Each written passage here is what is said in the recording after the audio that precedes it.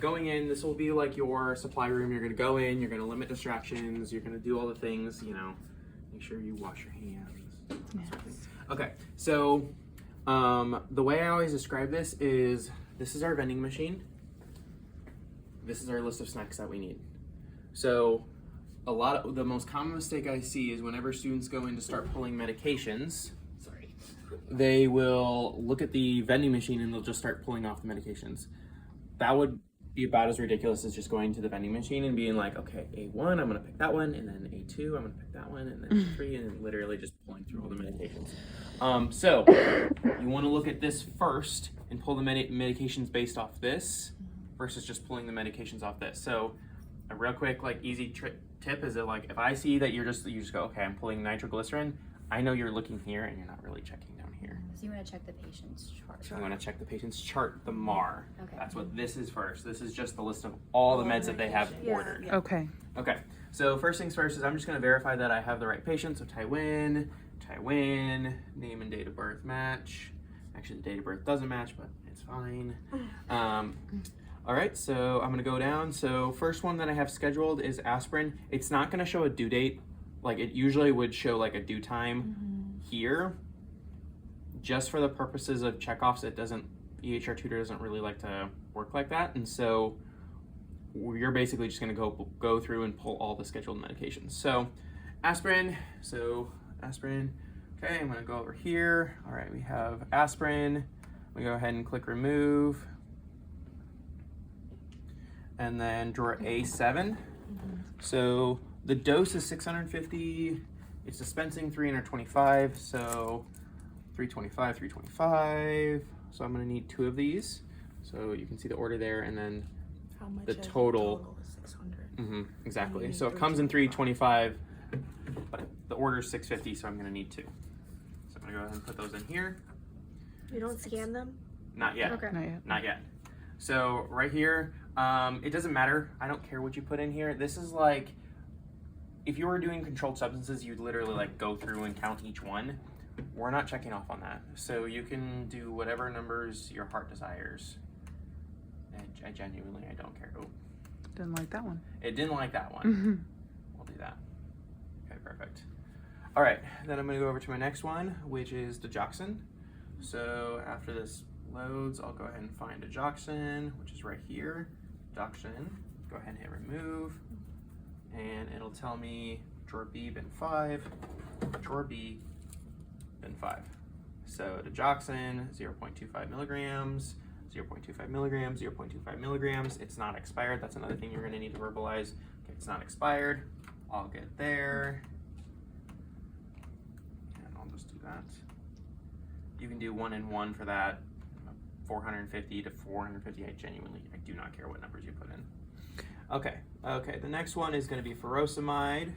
So go ahead and find furosemide right here. We'll go ahead and click remove.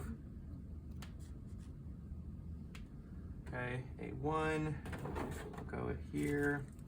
A1, okay, Lasix, furosemide, 20 milligrams, not expired. And 20 milligrams. Okay, we're all good there. This is our first med check. This is at the dispensing system. So that's what I'm doing, is I'm doing my med check, checking the name, dose, making sure it's not expired, those sort of things. All right, potassium chloride is our next one. So I'm gonna go ahead and find the potassium chloride up here. There it is. Hit remove. Okay, drawer B7. Okay, drawer B7 right here. Potassium chloride, 20 milliequivalents, 20 milliequivalents, 20 milliequivalents. All right, that's there. Type here. Perfect. All right, and then you have 1 PRN medication. You would ask the patient like, hey, are you in pain? The answer for your checkoff is going to be yes. So we'll go ahead and pull up our nitroglycerin right here. Okay, drawer B9. So, okay, right here, we have nitroglycerin, tablet sublingual, 0.4, 0.4. Yes, I know. And okay, we're all good. And then you're gonna take the entire thing over to the patient's bedside. Okay, and and done. All right, so at the finish, you should have 4 different meds, but 6 tablets because you have the aspirin that is 2. So, all right, I'm just gonna put everything on my computer here. And we're gonna go ahead and go over to our bedside. Okay. Ooh. There we go. All right, so I'll place this here. I'm just gonna set that to the side if you don't mind. Sure. Perfect. Thank you. All right. So one of the easiest ways that I see students miss points is forgetting to check about allergies. So whenever you introduce yourself, just be like, "Hey, my name is Nathaniel. I'm going to be your nurse today. I've got some medications for you. Can you go ahead and verify your name and date of birth for me?" And in your scan, it'll show you right here. It'll be like patient successfully scanned. And yeah, and then I'm also going to ask, do you have any allergies at all? If you don't ask that, you will lose points. So, she'll be like, "No, I don't have any allergies." Now, the way that I see students fail this checkoff is they get super disorganized. They go ahead, they start scanning medications, then they give some, and then they forget to scan the rest of them when they come back, or whatever the case is. So what I suggest doing is scanning all at the beginning, and then educating your patient on them, and then giving them. So you're gonna have to give these in 2 steps because this one's sublingual, but you'll just start with scanning these meds. Now, for your checkoff, you're going to have a little, you can have an index card with all the information you need to write down. If you watch the video, it'll kind of walk you through what information you educate to the patient. So usually it's like what it's for, any contraindication, or not necessarily any contraindications, any like adverse effects that you need to like watch out for, and there might be something else I can't really remember off the top of my head, but it's something like that. And you can use like literally a cue card and like write out all the information so you don't have to memorize it all. We understand that you haven't had pharm yet, but it's important to go through the process of educating the patient. So, all right, so we already scanned the patient. Now we're gonna go ahead and start scanning our medications. So I'm just gonna go ahead and start with the digoxin. Once I scan, I'm going to set it over here to the right so that I know that it's scanned. All the unscanned medications are gonna remain to my left. All right, so digoxin, everything looks good, 0.25, 0.25, everything checks out there. Now I need to check an apical heart rate for digoxin, so I need to document that. As the instructor, we're gonna let you know like, hey, you'll verbalize, I'm gonna check an apical heart rate. You don't actually have to go do it.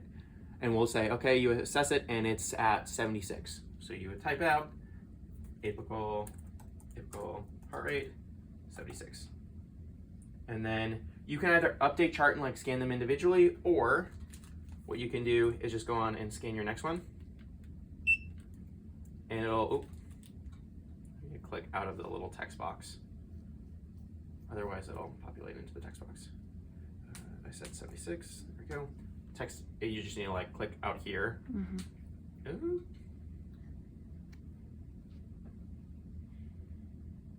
And then you can go ahead and scan this.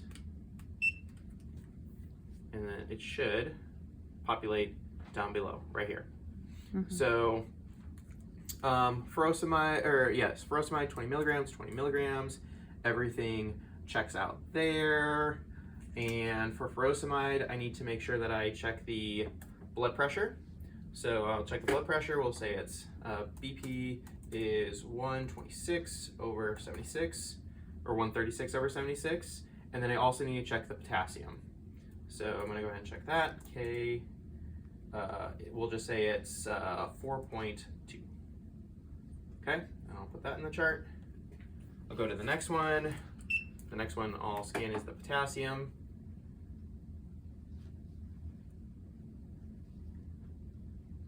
There it goes. Okay, nope, it didn't take it for some reason. Let's try that again. There it goes. Okay, so 20 milliequivalents. It didn't populate over, it populated milligrams instead of milliequivalent, so I'm gonna fix that. And then I'll need to, for some reason, EHR Tutor is like keeping the same comments from the previous medication, for whatever reason, I don't know, EHR tutor just gets on my nerves, but I'll just delete that and then retype it. So potassium was 4.2, and since it's potassium, we need to monitor that. So we'll go ahead and put that in there. And then last but not least, I have my aspirin. Another way that students miss points is they'll just scan the same one twice. You need to make sure that you scan each individual one, because I've had instances where a nurse caught a medication error of 2 medications that were in identical packages. One was Tylenol, the one she was meaning to give. The other one was Ativan, liquid Ativan. And so if she had just scanned the Tylenol twice, she would have never verified that the Ativan was correct. So scan them both twice, or scan each of them individually, I should say. Okay, and then the second one, there it goes.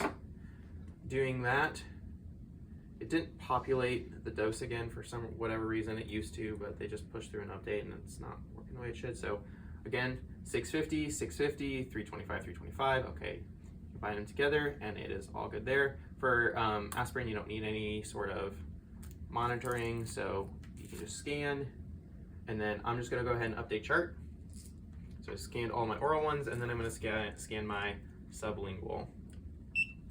Go ahead and scan it. Like you put it in the Exactly, Okay. under the tongue. Exactly. So for nitroglycerin, we need to know our blood pressure, and I believe it was like 132 over 76. 136. Okay, perfect. 136 over 76, and then we'll go ahead and update chart. Okay. All right, everything's scanned. I'm just gonna go through and make sure that I have everything scanned. It's all good there. At this point, we would want to educate the patient about each one individually. So, you know, aspirin, that's for pain. It can, you know, cause bruising, so we're going to monitor for that. Potassium can cause an upset stomach, so, you know, if you have any upset stomach, we'll, you know, just let us know. Furosemide will make you go potty a lot, so, you know, if you need to use the restroom, go ahead and hit your call light and I can help you out. It also can cause tinnitus and other things like that, so, yeah, ringing of the ears. And then digoxin, I believe that one can cause, I can't remember in the what I say in the video, I think it can cause a dizziness, so, you know, just let me know if you experience any dizziness or anything like that. I would open all these up. For your checkoff, you're going to actually open them up. For practice, just pretend. But go ahead and open them, put them in the cup, open them, put them in the cup, and then, yeah, and then you're all finished, just like that. And then you'll have the patient, okay, go ahead and take a quick swallow. They take a sip. Okay, I assess that they have a safe swallow. I'm gonna make sure the bed is in high Fowler's. And then, can you take the medications all at once, or do you want to take them individually? All at once, okay, perfect. Perfect, awesome, okay, great. Okay, now I'm gonna go ahead and give you your sublingual medication. So this one will go underneath the tongue. This is your nitroglycerin. It can cause a little bit of tingling underneath the tongue. It also can cause some dizziness. It's for that chest pain that you were complaining of. I can give this once every 5 minutes. So in about 5 minutes, I'll go ahead and reassess your pain. You'd want to change gloves. You'll pull this out. Make sure you're wearing gloves for this because it can absorb into your hands, the nitroglycerin. This won't, but like actual nitroglycerin can, since it's sublingual. All right. We'll go ahead and put this underneath your tongue. You'll just let it dissolve. Make sure you don't eat or drink anything while it's dissolving. And then we'll say, okay, 5 minutes passes, and then you can reassess. Okay, so your pain was at, you had said it was at a 7 out of 10 previously. What would you rate your pain on a scale of 0 to 10 right now? You're that chest pain. Okay, it's a 2. Okay, perfect. So that's below the threshold of needing to give nitro. So we're all good there. I would make sure to make the patient comfortable, give them their, you know, call light, all that sort of stuff. And that's your checkoff. Thank you.